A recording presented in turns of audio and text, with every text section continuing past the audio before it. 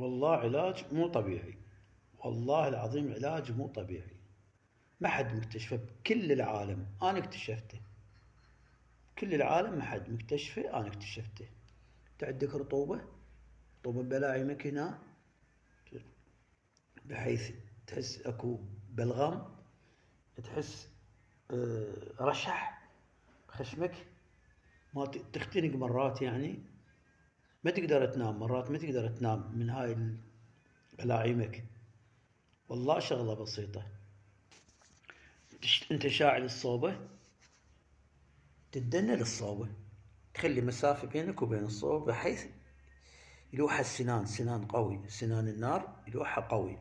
يعني تخلي مسافة هيجي باعتبار هيج، تخليها للصوبة هيج،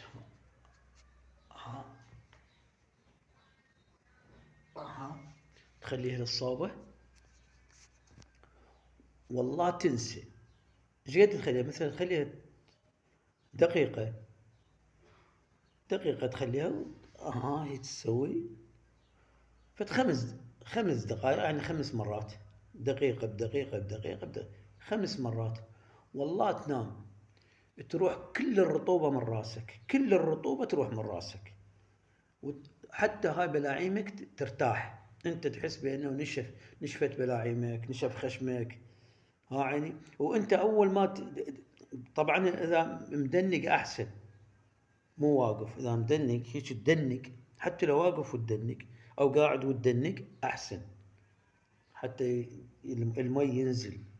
والله شغلة مضبوطة، شغلة مضبوطة ومجربها، أنا جربتها. ها عيني، ونمت مرتاح، ما بقى مي بعد، لا بقى مخاط ولا بقى هاي. راسي كله بلاعيم نشفت، خشمي نشف.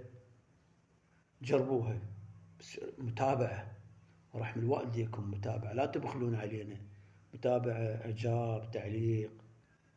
وهاي شغلة مضبوطة، أنا هاي اختراعي، يمكن أصير دكتور من وراها.